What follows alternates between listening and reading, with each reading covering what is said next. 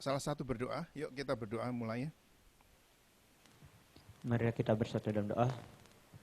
Tuhan Yesus, terima kasih Tuhan atas berkat-Mu di mana pada pagi hari ini Tuhan kami telah diberikan kesehatan, telah diberi napas yang baru Tuhan oleh Engkau. Dan Tuhan di mana pada pagi ini kami akan mulai pelajaran, Engkau berkati kami semuanya Tuhan, dan juga Engkau berkati alat-alat yang kami pakai Tuhan. Dan juga Engkau berkati Ibu Rebecca yang mengajar kami, Engkau berkati juga Pak David. Ya Tuhan, terima kasih Tuhan, kami akan memulai pelajaran kami dalam nama Tuhan Yesus. Haleluya. Amin. Amin. Tuhan. Jadi sekarang muridnya berapa ini? 11. 9. Hah? 9, Bu. 9. 9. Oh. Tuhan, ya. Semangat. Semangat. Semangat ya. Oke. Semangat. Nah, saya akan meneruskan ini seri-seri untuk zaman akhir ya. Kalau akhir zaman tuh dimulai sejak Yesus lahir tuh sudah akhir zaman ya, 2000 tahun. Tapi kalau zaman akhir nih, zaman sekarang. Nah, kenapa kita mesti tahu? Ya, karena memang dasar kita ikut Tuhan Yesus itu termasuk persiapan kita untuk menyambut kedatangannya yang kedua kali. Supaya kita nggak ketinggalan. Saya akan berusaha sekali pelan-pelan lagi ya. Coba disebutkan dasar sekolahnya kamu dulu ya, supaya aku tambah ngertinya. Yuk, mulai dari Agape. Agape itu sekolahnya apa, Agape? Ekonomi, Bu. Lulusannya. S1. Satu. Oke, terus sebelahnya apa? Saya lulusan SMP. Dulu pernah masuk SMK, Bu. Putus di tengah jalan, Bu. Siapa tuh namanya ya? Siapa? Segianto. Sagianto. Oke, ya ini. Oke. MSc ya? MSc. Saya sampai kelas 3 SMP, Bu, tapi nggak tamat. Oke, sebelahnya. Terus. Oke. Saya sampai saya SMP lulus sudah selesai, cuma dulu pernah masuk SMK juga semester 2-nya kelas 1 SMK lalu berhenti, Bu. Oke, ya. Terus. Ini siapa namanya yang ini?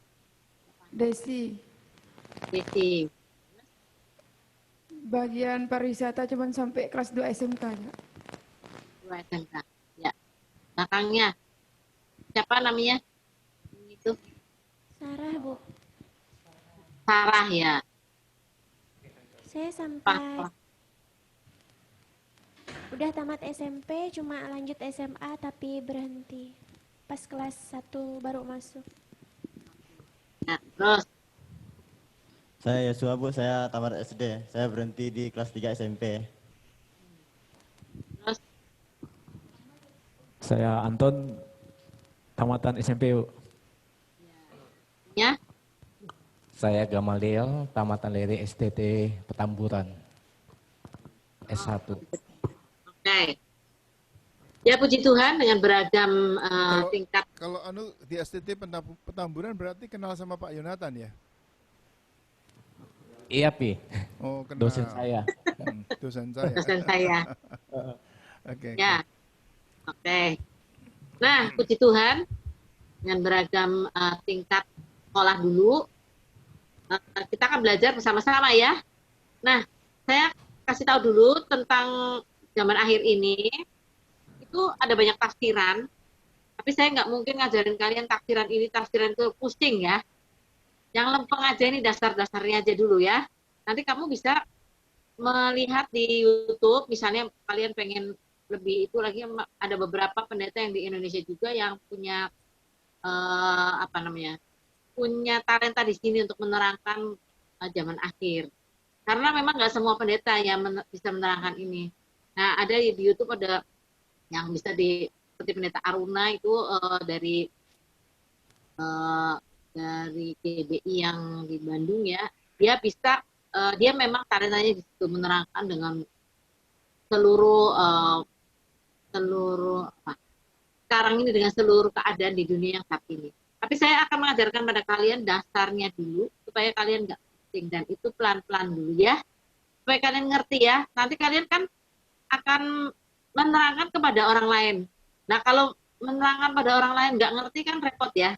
Kita jangan sampai ketinggalan karena saudara kita kaum muslim juga ngerti bahwa Isa Al-Masih itu akan datang kembali. Dan mereka sangat mengerti, karena itu kita harus lebih ngerti berdasarkan Alkitab. Setuju? Setuju. Nanti kalau misalnya ada pertanyaan dari kalian ya, saya akan berusaha untuk menjawab. Dan kalau saya tidak tahu jawabannya, saya akan cari jawabannya. Kalau saya bilang saya nggak tahu, saya bilang nggak tahu. Itu prinsip saya begitu ya. Nah, sekarang kita hari ini akan belajar tentang sejarah dulu sedikit, bukan hanya yang berhubungan dengan sejarah ya. Kita lihat dulu di Daniel. Kita baca Daniel pasal yang kedua. Kitab Daniel ini tidak bisa dilepaskan daripada keadaan yang akan datang, karena kitab Daniel menceritakan tentang apa-apa yang akan terjadi juga di waktu yang akan datang ya. Sekarang kita lihat dulu Daniel pasal 2. Kasih tahu kalau kapan harus mau tayangkan.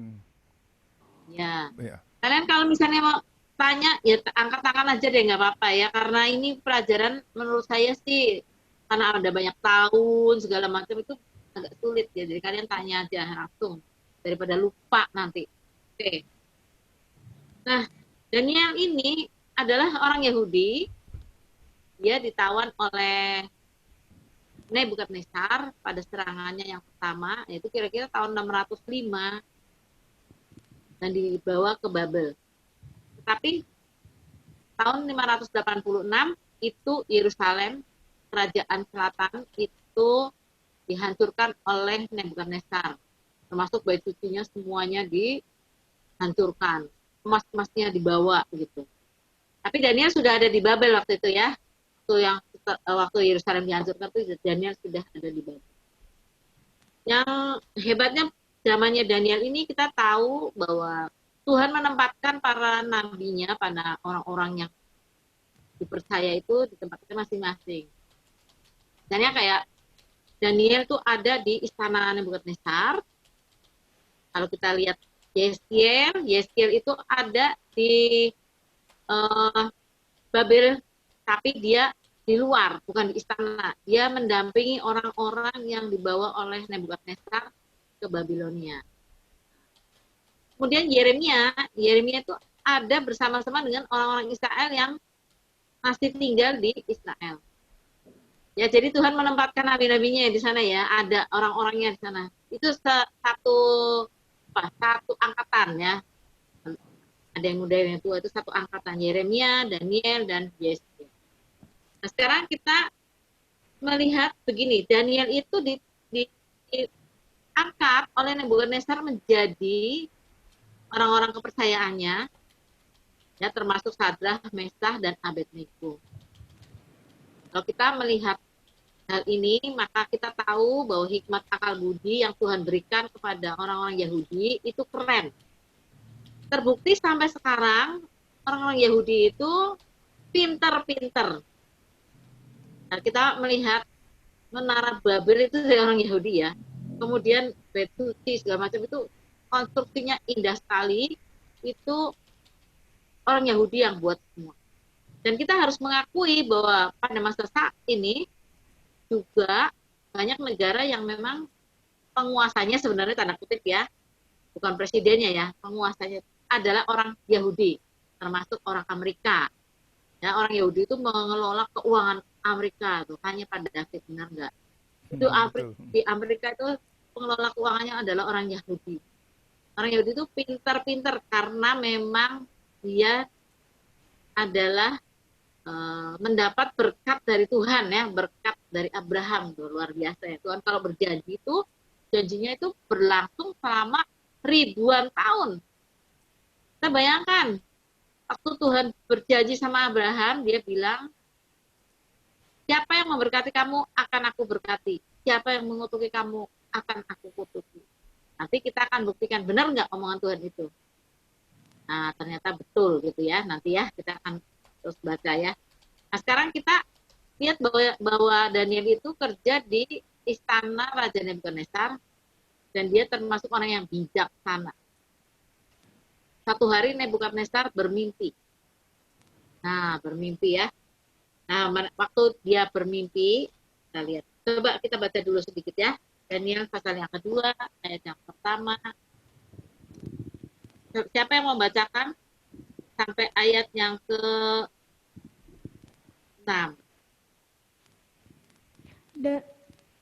Daniel pasal 2 ayat 1 sampai 6. Mimpi Nebukadnezar. Pada tahun yang kedua pemerintahan Nebukadnezar, bermimpilah Nebukadnezar. Karena itu hatinya gelisah dan ia tidak dapat tidur. Lalu raja menyuruh memanggil orang-orang berilmu, ahli jampi, ahli sihir, dan para kasdin untuk menerangkan kepadanya tentang mimpinya itu. Maka datanglah mereka dan berdiri di hadapan raja. Kata raja kepada mereka, "Aku bermimpi dan hatiku gelisah karena ingin mengetahui mimpi itu." Lalu berkatalah para kasdin itu kepada raja dalam bahasa Aram, "Ya raja, kekallah hidupmu, ceritakanlah kepada hamba-hambamu mimpi itu. Kami akan memberitahukan maknanya." Tetapi raja menjawab para kasdin itu, "Aku telah mengambil keputusan, yakni jika kamu tidak memberitahukan kepadaku mimpi itu dengan maknanya, maka kamu akan dipenggal-penggal dan rumah-rumahmu akan dirobohkan menjadi timbunan puing. Tetapi jika kamu dapat memberitahukan mimpi itu dengan maknanya, maka kamu akan menerima hadiah, pemberian-pemberian dan kehormatan yang besar daripadaku. Oleh sebab itu, beritahukanlah kepadaku mimpi itu dan maknanya." Kalau jadi raja tuh bisa seenaknya sendiri gitu ya. Dia memanggil para ahli mimpi, suruh mereka memberitahu dia tadi malam tuh mimpi apa, terus diberitahu artinya apa. Bayangin ya, kamu yang ngimpi, saya yang suruh ceritain mimpinya kamu, kan bingung kan? Misalnya, ya kan, kamu cerita saya tadi malam ngimpi loh. Jadi mimpinya apa? Ya pokoknya kamu harus tahu mimpinya saya, terus ceritakan artinya. Lah yang mimpinya apa? Kamu. Oh, nggak bisa. Kalau saya cerita mimpi saya sama kamu, berarti nanti kamu bisa mengerti artinya.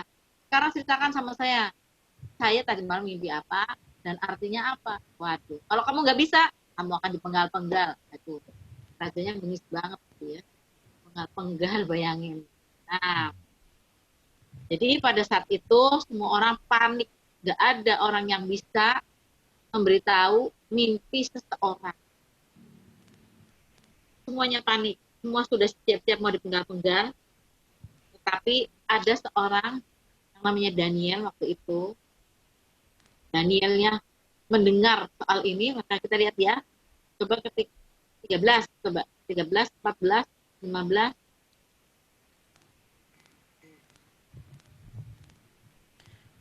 Ayat 13.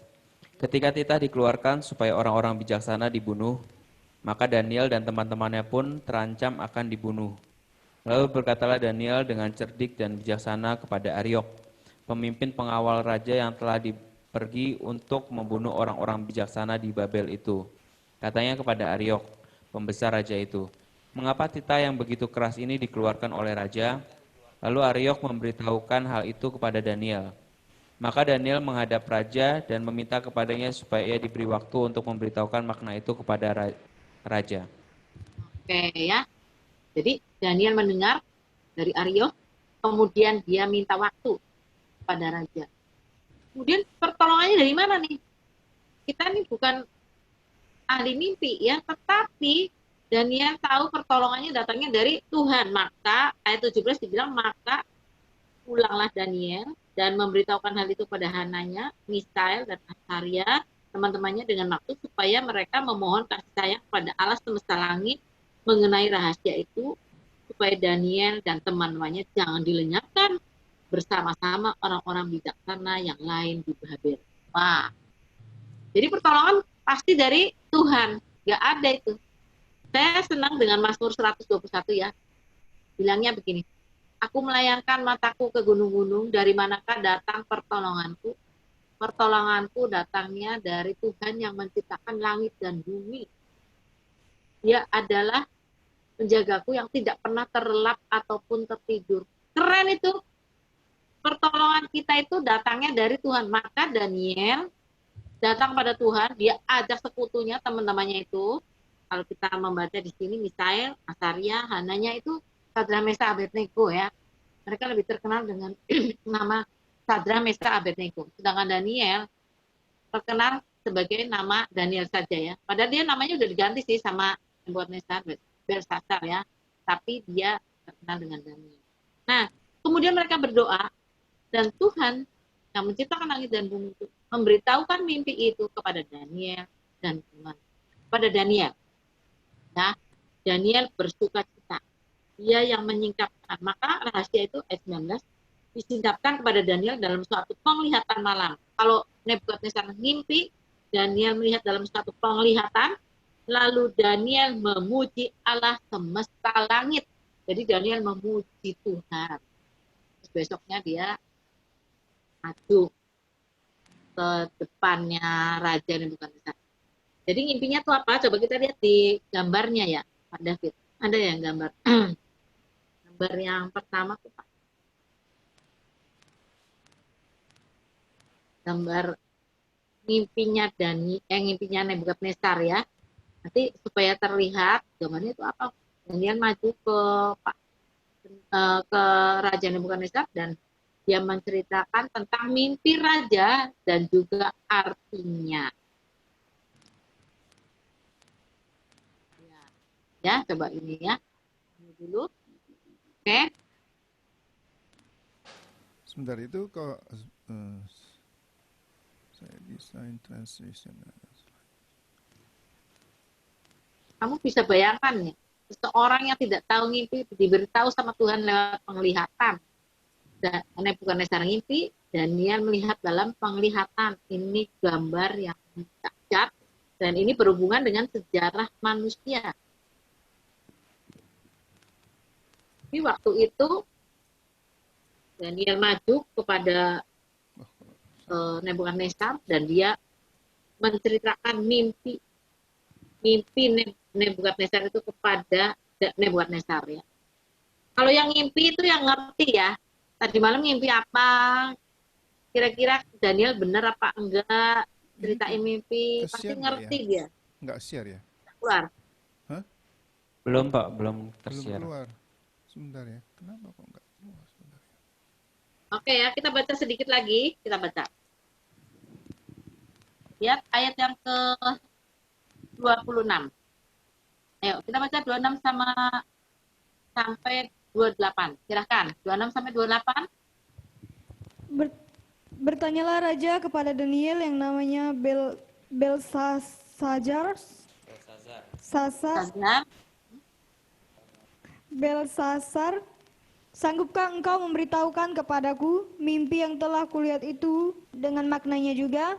Daniel menjawab, katanya kepada raja, rahasia yang ditanyakan tuanku raja tidaklah dapat diberitahukan kepada raja oleh orang bijaksana, ahli jampi, orang berilmu, atau ahli nujum. Tetapi di surga ada Allah yang menyingkapkan rahasia-rahasia. Ia telah memberitahukan kepada tuanku raja Nebukadnezar apa yang akan terjadi pada hari-hari yang akan datang. Mimpi dan penglihatan yang tuanku lihat di tempat tidur ialah ini. Nah ya, jadi gini, Daniel nggak langsung bilang. Raja Nebukadnezar kan bilang, kamu sanggup nggak memberitahukan kepadaku mimpi yang telah kulihat itu dengan maknanya? Maka Daniel bilang, oh rahasia yang ditanyakan raja itu memang tidak bisa diberitahu kepada raja oleh orang bijaksana, nggak bisa. Ahli jambi juga nggak bisa. Orang berilmu juga nggak bisa, ahli nujum juga nggak bisa, ya. Sama-sama kita bisa bilang gini, dukun nggak bisa, cinseng nggak bisa, terus ahli jampi nggak bisa. Di dunia sini kita ada ya. Kalau di orang Dayak apa namanya dukun ya, sama ya. Pak. Kelihatan gambarnya dukun, nah dukun nggak bisa. Tapi di surga katanya ada Allah yang menyingkapkan rahasia-rahasia. Jadi Daniel nggak bilang, oh saya bisa tepuk dada. Nggak bilang gitu ya. Tapi dia bilang, rahasia itu memang tidak bisa diberikan orang-orang, tetapi di surga ada Allah yang menyingkapkan rahasia-rahasia. Nah, yang dilihat oleh Nebukadnezar ini apa? Ini gambarnya ya. Maka Baginda melihat sebuah patung, kepalanya dari emas, dada dan lengannya dari perak, perut dan pinggangnya dari tembaga. Sebenarnya ini bukan tembaga tapi kuningan ya. Terjemahnya kurang pas. Bahasa aslinya itu kuningan. Kemudian dari paha, pahanya besi, kaki dan jari-jari campuran besi dan tanah liat. Kemudian benar, Nebukadnezar angguk-angguk, iya benar seperti itu ya. Mimpinya, sekarang artinya ya. Nah artinya itu apa? Kepala emas itu adalah baginda Raja Nebukadnezar. Kepala. Jadi Nebukadnezar ini disebut kepala emas juga termasuk karena dia mengambil semua emas yang ada di Beti. Dia ngambil semuanya dibawa ke Babel. Kepala emas dia negara yang kuat, yang rajanya yang kuat banget ya, Nebukadnezar. Tapi setelah baginda nggak ada, maksudnya ya, nanti akan dikalahkan ya. Nanti kerajaan Babilonia itu nggak ada, nanti diganti oleh dada dan lengan perak. Itu kerajaan setelah baginda itu akan timbul kerajaan lain yang agak sedikit di bawah baginda ini, karena gambarannya perak, itu adalah negara Media dan Persia. Lihat lengannya dua, tangannya dua, itu Medi dan Parsi ya. Jadi ada dua kerajaan yang jadi satu, itu Media dan Persia. Setelah baginda raja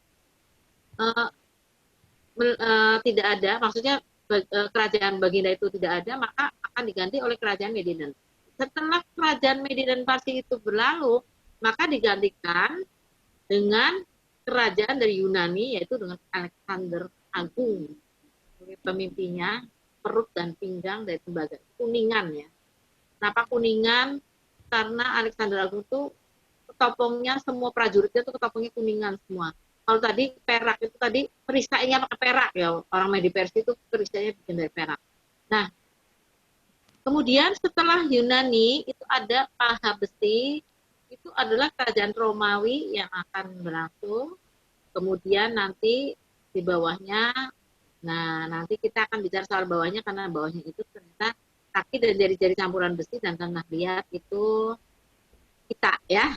Nah sekarang kita lihat lagi, diteliti lagi soal patung ini. Ini Daniel nggak bilang soal Roma, nggak bilang Media Parsi, nggak bilang itu, enggak ya. Dia cuma bilang setelah baginda akan ada kerajaan yang lebih lemah.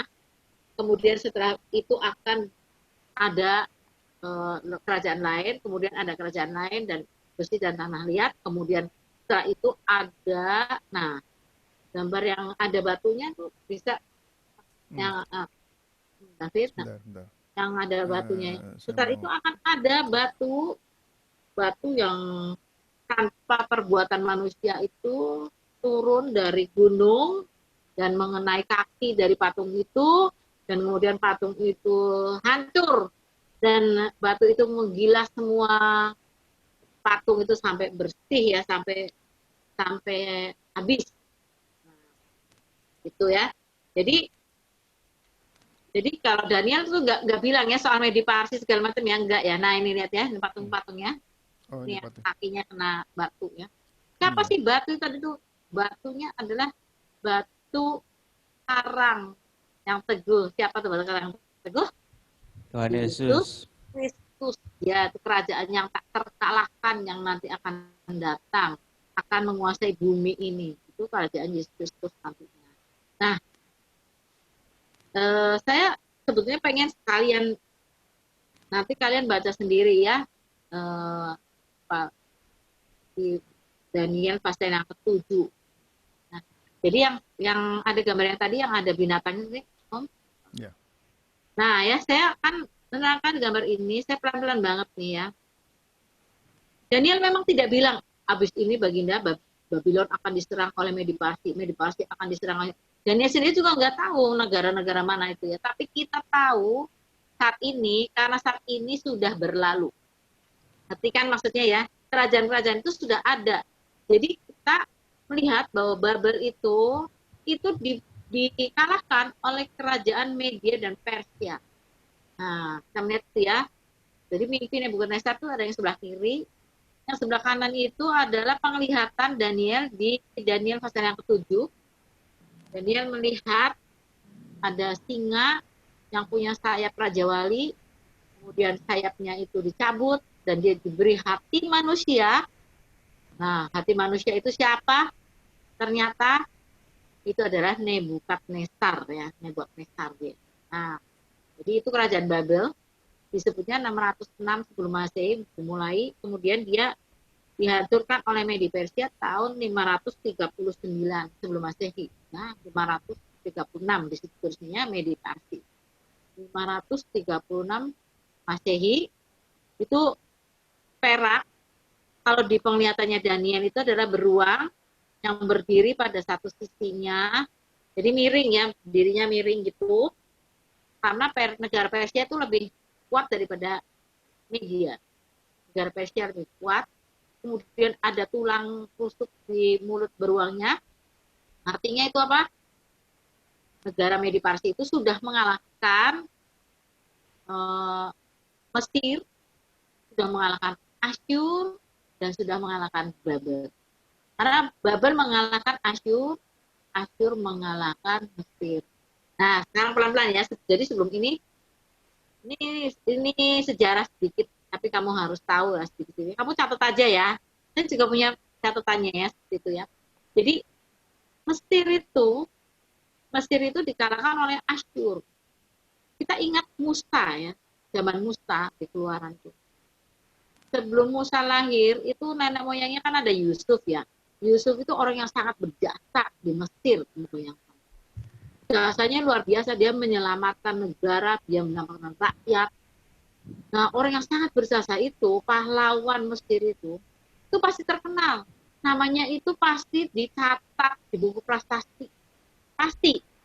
Kayak kita misalnya, kita punya pahlawan siapa aja tuh dari zaman dulu. Ada Walter Monginsidi, ada Cut Nyak-Dien, ada, nah tentu kalau presiden pertama kita tahu Presiden Soekarno, dan seterusnya itu pahlawan-pahlawan yang luar biasa. Malah diabadikan di nama jalan-jalan ya di Indonesia. Misalnya Jenderal Sudirman, siapa lagi tuh. Banyak sekali ya. Nah, orang Mesir juga menghargai Yusuf. Yusuf pasti sangat terkenal. Tetapi pada zaman Musa, kalau kita baca Keluaran, maka di Keluaran itu ditulis, pada di Keluaran itu ditulisnya begini, bangkitlah Firaun yang tidak mengenal Yusuf. Oh bisa ya? Ada Firaun tidak mengenal Yusuf. Masa ada bangsa tidak tahu sejarah pahlawan nasionalnya yang benar aja? Anak sekolah sekarang juga masih belajar ya. Walaupun yang lulusan SMP itu belajar nggak sejarah Indonesia? Belajar? Belajar nggak? Belajar. Kalian belajar? Belajar ya, tahu ya bahwa ada pahlawan-pahlawan nasional. Kok ada sih Firaun yang tidak mengenal Yusuf? Ternyata Firaun yang tidak mengenal Yusuf itu adalah orang Asyur. Mesir itu dikalahkan oleh orang Asyur. Makanya ditulis di Yesaya 52 ayat 4, orang Asyur yang menindas bangsaku, menindas umatku, kata Tuhan. Ya, Asyur. Gitu ya, makanya dia tidak kenal Yusuf. Karena itu dia menindas orang Israel yang ada di Mesir. Itu. Jadi Mesir dikalahkan oleh Asyur. Kemudian Asyur dia dikalahkan oleh Babel. Sebelum dikalahkan oleh Babel, dia juga mengalahkan termasuk negara Israel bagian utara ya. Kita tahu bahwa kerajaan Israel itu terbagi dua, yaitu kerajaan utara dan kerajaan selatan. Kerajaan utara itu 10 suku, kerajaan selatan itu 1 suku, Yehuda. Nah, jadi kerajaan yang utara itu dihancurkan oleh Asyur. Nah, Asyur itu kemudian dihancurkan oleh Babel. Jadi kerajaan utara itu tahun 722 sebelum Masehi sudah hancur duluan. Kemudian Babel menghancurkan kerajaan selatan. Kerajaan selatan itu adalah keturunan Daud. Nah, dihancurkan oleh Babel. Sejak saat itu tidak ada lagi raja di Israel sampai sekarang. Keren ya. Jadi Babel itu yang menghancurkan kerajaan selatan. Nah, kalau saya cerita tentang Hizkia pada waktu itu juga pemerintahannya itu diancam oleh Asyur. Setelah Asyur mengalahkan kerajaan utara, dia mau merangsek ke kerajaan selatan. Itu rajanya Hizkia waktu itu. Dan Hizkia berdoa kepada Tuhan. Dia taruh suratnya ke hadapan Tuhan. Tuhan, ini suratnya, Tuhan ini saya diancam oleh orang Asyur. Kami akan dihancurkan. Maka kata Tuhan, kamu diam saja. Aku akan berperang melawan kau. Maka pada malam itu keluarlah malaikat Tuhan. Dan malaikat Tuhan itu menghancurkan 185.000 tentara Asyur sendirian. Keren lah pokoknya ya malaikat tuh. Makanya ya, sekali lagi ya, jangan suka membayangkan malaikat tuh bayi-bayi kecil pakai sayap ya. Malaikat itu perkasa banget. 185.000 tentara Asyur habis itu zaman Hizkia. Nah, kemudian Hizkia masih punya anak cucu, beberapa yang ada tahta di situ, kemudian dihancurkan oleh Nebukadnezar, Babel, dan negara kerajaan selatan itu dihancurkan tahun 585 sebelum Masehi. Nah ya, oke, itu Babel ya. Tadi Nebukadnezar, kemudian Nebukadnezar tadi dihancurkan oleh Media Parsi ya. Media Parsi tadi saya bilang ada itu penglihatan Daniel yang di Daniel 7, nanti kamu baca sendiri. Kalau kita baca semuanya nggak selesai ya, banyak sekali itu. Itu adalah gambaran di patung yang Nebukadnezar mimpi itu adalah dada dan lengan yang perak itu tadi. Tapi di penglihatannya Daniel itu adalah beruang yang miring berdirinya, kemudian ada rusuk, 3 rusuk. Beruang kalau berdiri kira-kira berapa meter? Saya tanya dulu. Tingginya? 2 meter mungkin. 2 meter. 2 meter setengah ya, tinggi dia ya. Dia bisa gaplok orang langsung mental ya. Tangannya ini, cakarnya ini kuat banget. Nah, jadi dia mengalahkan Mesir, termasuk ya, 3 rusuk itu artinya Mesir, Asyur, dan Babilonia. Nah, kemudian di bawahnya itu ini kerajaan Yunani, Alexander Agung. Kalau di patungnya Nebukadnezar itu adalah pinggang dan perutnya itu. Jadi bahasa Indonesia ngomong tembaga, tapi itu sebenarnya kuningan. Orang Alexander Agung itu ini ketopong prajuritnya itu semuanya dibuat dari kuningan. Kenal ya. Dia menguasai bumi itu 1/6 bumi. Keren nggak? Nah, Alexander Agung jadi 1/6 bumi, umurnya muda lagi ya. Dia mati umurnya sekitar 32 tuh. Mati dia. Nah, dia itu menguasai 1/6 bumi, dan di zaman Alexander Agung itu yang digambarkan pada mimpi Daniel itu adalah macan tutul dengan 4 sayap ya. Nah, dia cepat sekali menguasai dunia ini pada usia muda. Keren dia Alexander Agung. Dan di zaman Alexander Agung itu banyak pemikir-pemikir yang keren-keren, seperti misalnya Galileo Galilei, terus Plato, siapa lagi lah itulah orang Yunani itu keren-keren ya. Pemikir-pemikir filsuf, ya pinter-pinter itu zaman Alexander Agung itu. Nah, sayangnya waktu zaman Alexander Agung itu dia mati muda.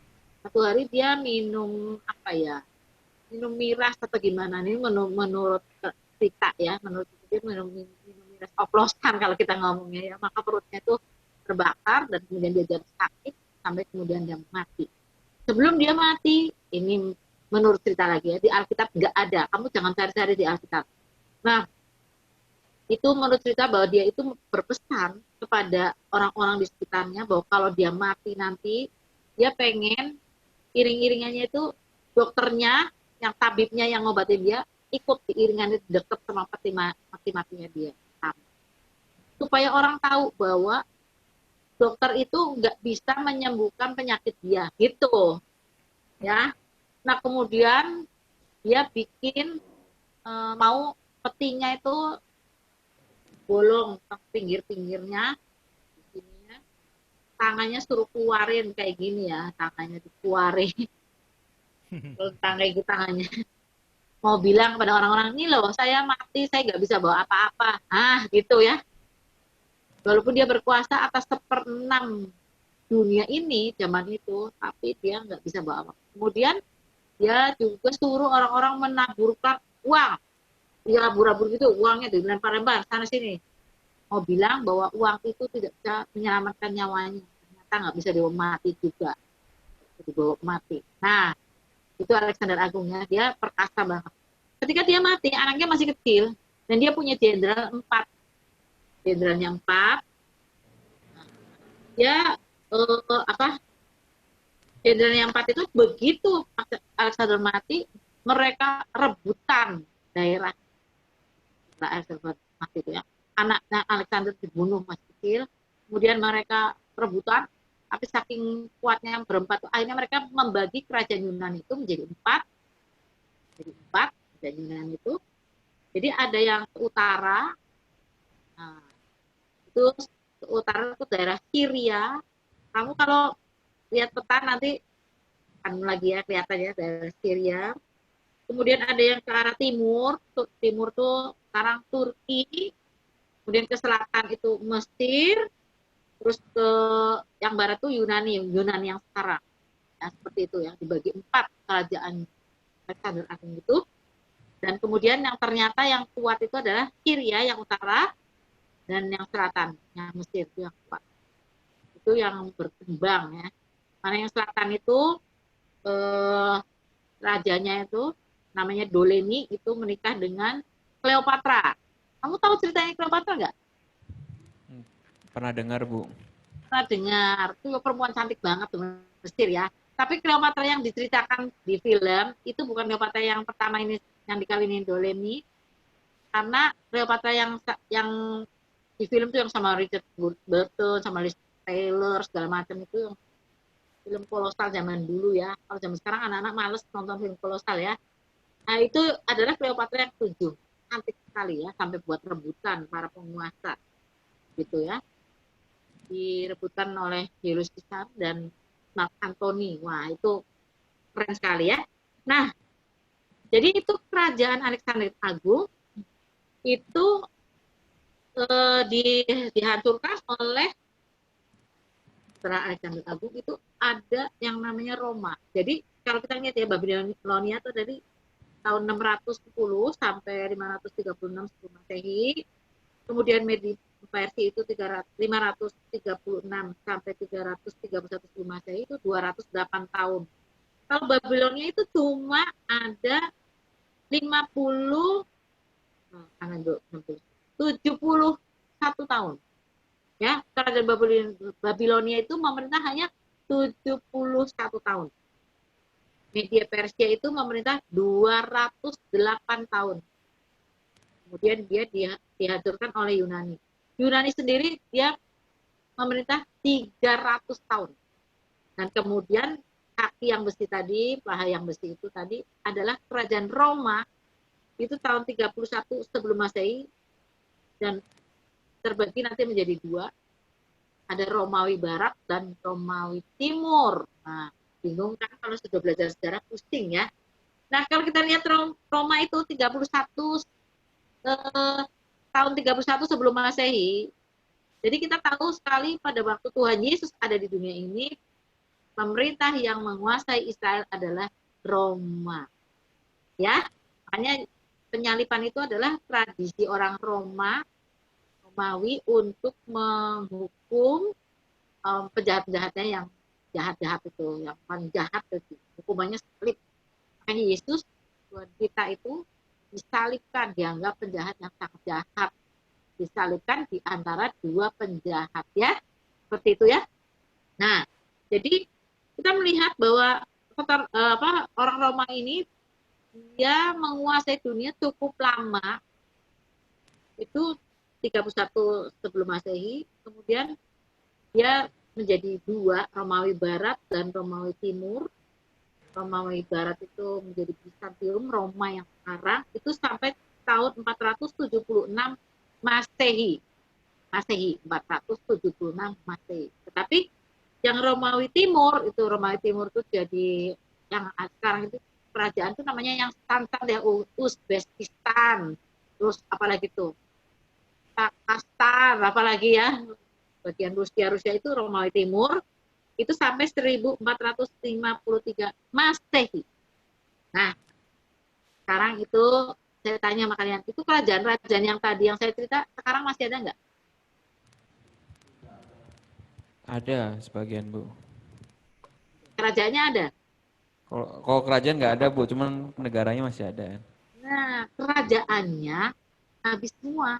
Seperti yang tadi Nebukadnezar ngimpi, kerajaannya itu habis, nggak ada yang langgeng sekarang ini, nggak ada kerajaan namanya kerajaan Babilonia kayak, kerajaan Yunani Alexander Agung kayak, nggak ada. Yunani juga sedikit sekali itu namanya, memang di situ ada raja ya, di Yunani juga ada raja, tapi itu negaranya kecil banget, tidak menguasai yang tadi yang saya bilang 1/6 dari bumi ini dikuasai oleh Yunani, nggak seperti itu.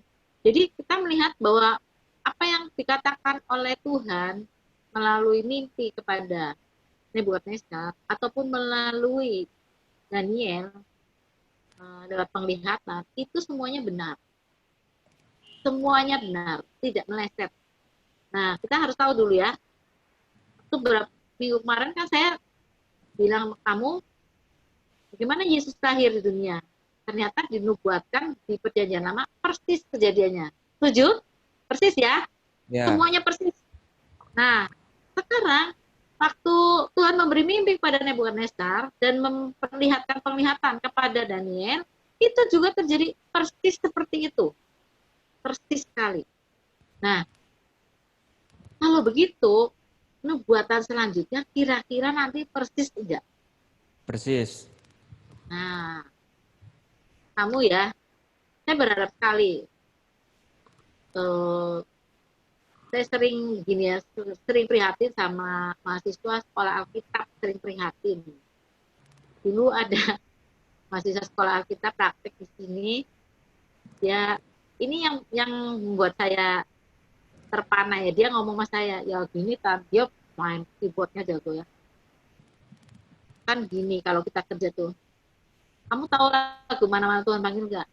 Mana-mana Tuhan panggil, mana-mana Tuhan panggil, mana-mana Tuhan panggil, saya kerja di ladangnya Tuhan, gitu kan benernya ya? Kamu tahu lagu itu? Tahu ya, sebagian tahu. Tapi ini si anak ini yang praktek nih nyanyinya begini. Ya memang sambil ketawa, tapi saya itu terekam ya di ingatan saya. Mana-mana Tuhan panggil, mana-mana Tuhan panggil, mana-mana Tuhan panggil, asal jangan di tempat terpencil. Coba.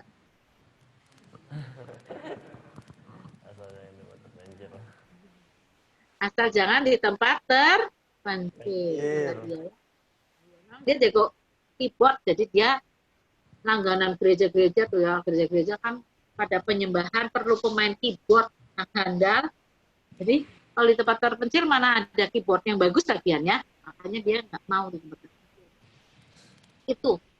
Jadi memang mahasiswa ini kadang, nah saya berdoa supaya kalian semua teguh ya, sering hilang gitu aja, nggak tahu, melupakan panggilannya. Makanya saya bertanya kan waktu saya pertama ngajar, saya bertanya, kalian tuh sebetulnya sekolah di sini tuh tujuannya apa sih? Apa cuman sekedar cari ilmu, atau sekedar ya daripada nganggur, daripada kerja males? Kalian ingat-ingat nih, mungkin saya ulangi lagi sekarang ya. Apa memang kalian tuh pengen, iya nanti saya pengen punya ilmu untuk bisa bicara, mengabarkan Injil kepada orang lain.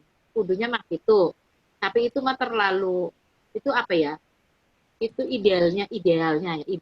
Tapi nggak tahu ya. Yang tahu hati kalian itu hanya Tuhan dan kalian sendiri. Saya nggak tahu. Tapi marilah kita mengasihi Tuhan Yesus sedemikian rupa. Karena kalau kita mengasihi Tuhan Yesus, kita akan senang mengabarkan Injil Dia. Kita akan senang berbicara tentang Dia. Setuju nggak? Kalau kita mengasihi seseorang, ya, kita akan senang cerita tentang dia. Betul nggak? Betul. Kalau jatuh cinta tuh ceritain terus ya pacarnya kayak gini, pacarnya kayak gitu. Terus ya, jatuh cinta ke siapa pacarnya biar hidungnya pesek juga dibilangnya, cantik hidungnya ya, biar pesek juga. Kalau terlalu mancung tuh, bagus hidungnya tuh, justru saya jatuh cinta karena hidungnya yang mancung banget ya misalnya gitu. Kalaupun matanya kanan ke kiri ya sama, tetap aja indah kalau kita jatuh cinta sama dia dan kita ceritakan sama orang-orang, cakep ya kayak gitu misalnya ya, itu rambutnya segala macam. Nah, sekarang kalau kita mencintai Yesus, kita akan ceritakan tentang dia pada semua orang. Dan kita tahu Yesus tidak ada cacatnya. Ya. Kenapa kita harus mencintai Tuhan Yesus? Karena dia sudah mati menggantikan kita. Sebetulnya kita tuh yang disalib di sana. Karena kita orang berdosa. Tapi ternyata Tuhan Yesus mau menderita menggantikan kita untuk mati di kayu salib. Jadi sebenarnya dia jatuh cinta dulu sama kita. Kita kemudian ya harusnya jatuh cinta kepada Tuhan Yesus. Harusnya. Nah itu alasan yang pertama buat kita harusnya untuk melayani Tuhan.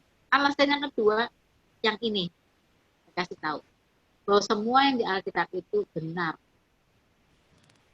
Kita nggak usah baca komik yang lain. Yang lain itu fiksi. Kalau di Alkitab semuanya benar. Kalaupun ada nubuatannya benar. Dan sudah terbukti. Yang sudah berlalu itu sudah terbukti, maka nanti yang akan datang akan dibuktikan. Satu persatu akan dibuka. Maka kalian akan lebih jatuh cinta lagi sama Tuhan. Jatuh cinta lagi kepada firman-Nya. Suka membaca firman Tuhan karena apa yang dikatakan firman Tuhan itu benar. Nah, keren ya. Saya berharap seperti itu. Kalian bisa mencintai firman Tuhan ya. Senang membaca firman Tuhan, merenungkan siang dan malam. Mazmur 1 bilang berbahagialah orang yang tidak berjalan menurut nasihat orang fasik, tidak berdiri di jalan orang berdosa, tidak duduk di kumpulan pencemooh, tetapi yang kesukaannya adalah merenungkan firman Tuhan siang dan malam. Ia akan seperti pohon yang ditanam di tepi aliran air, yang berbuah pada musimnya, dan tidak layu daunnya. Apa saja yang diperbuatnya berhasil. Keren! Keren! Jadi kalau sekarang kamu belajar tentang firman Tuhan, saya berharap sekali kamu akan berhasil membawa banyak jiwa kepada Tuhan. Kamu akan berhasil cerita tentang Yesus kepada orang lain. Ya, kalau mereka mulai tanya yang macam, kamu bisa membuktikan apa yang dikatakan Alkitab itu benar. Semua nubuatannya benar. Coba kita bayangkan, Tuhan itu kok memberitahu mimpi ke Nebukadnezar ya. Nebukadnezar itu orang jahat. Dia jahat sekali, nggak takut sama Tuhan. Tapi kok mimpinya itu dikasih mimpi sama Tuhan. Kamu kebayang nggak? Coba. Kamu kan mungkin yang kasih tahu mimpi sama Tuhan, itu orang-orang suci, orang benar. Yang diajak ngomong sama Tuhan, itu orang yang benar, orang yang kudus. Ternyata Nebukadnezar, raja yang jahat kayak gitu, diberi mimpi sama Tuhan. Tuhan loh yang ngasih mimpi sama dia. Tentang zaman-zaman yang akan datang, bahkan sampai ke kerajaan sekarang. Zaman akhir. Nah, keren ya. Keren sekali. Kita lihat sekarang, nih saya pelan-pelan lagi ya. Ada banyak di dunia ini, Tuhan muncul sendiri ke orang-orang tertentu untuk menyatakan diri. Nah, itu kenapa? Kan Tuhan mau ngobrol sama mereka, mau beritahu, nih loh aku jalan yang benar. Aku ini loh, melalui aku masuk surga. Kalau nggak melalui aku, nggak masuk surga. Mungkin karena orang Kristennya terlalu lazy ya, males ya. Kurang cepat kerjanya ya, lelet. Nah, saya berharap sekali bahwa ini yang bersembilan ini, 9 ya, yang bersembilan ini kuat dalam Tuhan. 9 ya, benar ya? Ya, 9. 4 ya. Kuat di dalam Tuhan, membawa kabar Injil pada orang-orang luar biasa. Karena tahu bahwa Tuhannya sudah mati, menggantikan dosa, membuat kita itu menjadi warga negara surga. Dan yang kedua, tahu bahwa apa yang dikatakan oleh firman Tuhan, Alkitab itu benar. Ya. Oke, kita teruskan ya, tadi Roma ya. Nah, setelah Roma itu nanti akan ada kerajaan yang sebagiannya dari besi dan sebagian dari tanah liat. Nah, kerajaan yang sebagian dari besi dan sebagian tanah liat itu ternyata berbeda jauh. Ini kalau tadi yang dari kepala sampai di paha itu, dia bersambung ya. Dari Babilonia dikalahkan oleh Media Persia, kemudian Media Persia dikalahkan oleh Yunani, Yunani kemudian dikalahkan oleh Roma. Setelah itu, hilang. Ya, sudah nggak ada kabarnya. Kabarnya mulai sekarang ini. Kita lihat kakinya dari besi dan tanah liat. Besi bisa nggak dicampur sama tanah liat? Nggak bisa. Nah, besi nggak bisa dicampur tanah liat. Oke ya. Nah, ini ada beberapa tafsiran besi dan tanah liat. Ini zaman sekarang ya. Jadi, ceritanya tuh seperti misalnya waktu Syria waktu itu digempur, ada banyak pengungsi, mereka mengungsi ke Eropa. Kamu baca nggak? Kamu baca nggak? Baca ini, kabar-kabar zaman sekarang. Kaki dan jari-jari campuran besi dan tanah liat. Itu orang Syria beberapa saat yang lalu tuh mereka kan perang terus, maka mereka mengungsi orang Syria itu mengungsi ke Eropa. Jadi antara Muslim orang Syria pindahnya ke negara Kristen di Eropa, Jerman segala macam. Nah sekarang mereka di Jerman itu anak-anak yang lahir kebanyakan namanya bukan Charles, bukan misalnya di Inggris juga ya. Bukan Charles, bukan Andrew. Orang Inggris namanya Charles, Andrew, apalagi orang Inggris namanya. Kira-kira siapa? Peter ya. Siapa lagi? Ada usul nggak? Kenal nggak sama kenalan orang-orang sana tuh? Orang-orang sana kira-kira namanya siapa aja? Orang Inggris tuh. George. George ya kan? William gitu ya. Sekarang yang tercatat di catatan sipil sana namanya Muhammad banyak. Nah, mereka ada di Eropa sekarang ya. Nah, mereka ada juga yang menikah dengan orang Kristen di sana. Tapi Kristen dan Muslim tidak bersatu. Ini zaman sekarang. Tapi ada juga yang lain. Ada tafsiran lain ya. Jadi, yang tadi perkawinan benar ya, antara orang Muslim dengan orang Kristen. Nah, itu tetap aja nggak bisa bercampur. Dicampur-campur, rada-rada nggak bisa campur juga ya. Nah, sekarang ada yang lebih nggak bisa campur begini. Jadi zaman sekarang ini adalah zaman di mana si besi, yaitu robot, itu berkuasa. Tanah liatnya itu kita itu dibuat dari tanah liat. Setuju nggak kita dibuat tanah liat? Ya.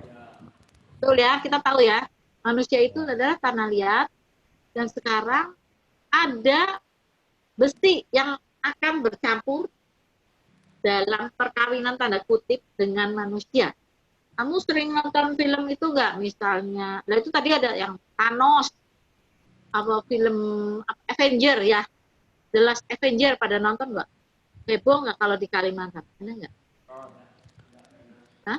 Di sini enggak Bu kayaknya Bu, karena jarang ada bioskop Bu. Jarang ada bioskop. Wah, itu kalau Avenger itu, si Thanos itu The Last Avenger itu, apa namanya, saya sampai lupa. Oh, itu filmnya belum ada, orang sudah ngantri beli tiket di sini, di Bandung, di Jakarta ya. Nah, jadi misalnya seperti ini ya, orang itu bisa memakai, misalnya lengannya ini patah, jadi lengannya diganti dengan besi, robot. Kemudian kakinya di sini. Ada yang sebelah mukanya diganti dengan besi juga, matanya itu pakai alat besi ya, semuanya ya, otaknya masih ada, tapi otaknya bisa dipengaruhi oleh, kalau sekarang kita ngomongnya GPS kali ya, internet, nggak tahu lah, saya itu rada gaptek kalau soal itu, tapi itu robot itu semua bisa dikuasai oleh yang memegang remote. Nah, zaman robot itu manusia bisa sebelah-sebelah begitu. Bisa juga kayak di Jepang ini sekarang, di Jepang itu para pria Jepang menikahi wanita-wanita robot karena mereka berpikir yang pertama cantik terus, nggak bakal tua, nggak bakal kisut, gitu ya, ceweknya ini. Yang nomor dua, udah pasti si robot itu nggak cerewet. Kalau cerewet kan repot kan, cewek-cewek itu cerewet ya. Di situ cerewet nggak yang empat? Cewek, Bu. Cerewet semua. Cerewet semua. Kalau cewek-cewek itu memang cerewet ya. Nah, katanya semakin tua makin cerewet. Nah, gitu ya. Kata cucu saya itu, Abiel anaknya Linda itu, ngomong tuh cerewet, makin tua makin cerewet gitu ya. Karena cerewet yang bagus ya biarin aja. Jadi katanya kalau perempuan tuh kan cerewet. Nah, kalau robot kan cerewet tinggal dimatiin aja kan, cerewet udah selesai ya. Jadi mereka kawin sama robot, cowok-cowok Jepang. Nah, cewek-ceweknya mulai gitu juga. Kata cewek-cewek ngapain juga ngurusin suami. Ya, punya suami susah, harus ladeni, makan diladeni, apa-apa diladeni, gak bisa sendiri, males. Jadi mending kawin sama robot. Katanya begitu. Jadi kamu pikir bisa nggak robot kawin sama orang terus punya anak? Gimana punya anak? Enggak. Nggak bisa kan? Nggak bisa, itu nggak bisa bercampur sama sekali ya. Sekarang ini ada robot yang kecerdasannya luar biasa. Itu salah satunya itu namanya Sofia ya, dia ada di Arab Saudi dan dia dikasih warga negara Arab Saudi. Mukanya cantik, ngambil dari wajahnya kalau nggak salah tuh apa ya, bintang film Amerika tuh siapa ya, saya kok lupa namanya ya. Nah, cantik kali ya, dia tuh bisa nyaut loh kalau ngomong, dia punya mimik, dia bisa ketawa segala. Itu si robot itu namanya Sofia, warga negara Arab Saudi bikinan Cina. Nah, orang Cina bikinan Cina, warga negara Arab Saudi ya, dia bisa jawab. Waktu orang bertanya sama dia, ada satu pertanyaan yang saya dengar, orangnya bilang, kamu perasaannya gimana, kamu tahu nggak kalau kamu robot, perasaannya kamu gimana jadi robot tuh? Terus dia jawabnya pintar lah, dia bilangnya gini, kalau kamu sih, kamu tahu nggak kalau kamu manusia? Terus apa perasaan kamu sebagai manusia? Wah, keren. Ada lagi yang tanya, kira-kira nanti di hari kemudian dunia ini bisa nggak dikuasai oleh robot? Dia bilang, kalau ada kesempatan kamu mau nggak menguasai dunia ini? Oh, dia jawab, kalau ada kesempatan kami kaum robot pasti akan menguasai dunia. Wah, keren ya. Sekarang banyak robot ya. Kalau orang-orang di negara Jepang atau negara-negara maju itu ya, itu ngepel pakai robot, tapi itu mah nggak robot orang ya, itu ada kita tinggal diam aja, dipencet, dia bersih semuanya. Ngepel sama dia, misalnya pakai robot, asik gitu. Kalau di situ nggak usah pakai robot, kamu banyakkan tenaga, jadi kamu ngepel sendiri aja ya, seperti itu ya. Nah, jadi kita lihat itu zaman besi bercampur dengan tanah liat itu beda sekali zamannya dengan yang di atas. Tadi yang di atas itu dari negara Babylon itu sebelum Masehi ya, 600 tahun sebelum Masehi sampai negara Romawi itu yang terakhir itu Romawi Timur. Kalau Romawi Barat tuh udah hancur dulu tahun 476 Masehi. Nah, 500 tahun Masehi itu sudah hancur ya, sebelum orang Muslim muncul tuh udah hancur. Tapi yang di timur, Romawi Timur, Bagia, segala macam itu tahun 1453 Masehi itu baru selesai. Tapi sekarang sudah tidak ada di kerajaan Cina. Tinggal kecil-kecilnya aja ya, tinggal terusannya, kecil-kecilnya. Kita lihat bahwa di Romawi Barat itu sekarang ada banyak kerajaan. Mungkinan itu ada berapa aja, ada Inggris, ada Belanda, ada Luxembourg, ada Belgia, ya itu ada. Itu kerajaan-kerajaan masih ada, itu kumpulnya di Eropa Barat. Nah, kalau di Eropa yang timur dulu ada Tsar, nah, Rusia ya, di sana ada juga penguasa, sekarang sudah nggak ada. Dan kita melihat keadaan sekarang ini justru dunia sedang saat ini yang berkuasa, yang bagian robot-robot kayak gitu adalah orang Cina sekarang. Nah, jadi ini Nanti biar kamu nggak pusing sampai sini dulu ya. Saya mengasih tahu bahwa ini kita sudah zamannya sudah di zaman kaki loh. Kaki yang besi campur tanah liat itu. Berarti sebentar lagi ada batu yang akan terungkit. Batu tadi ya.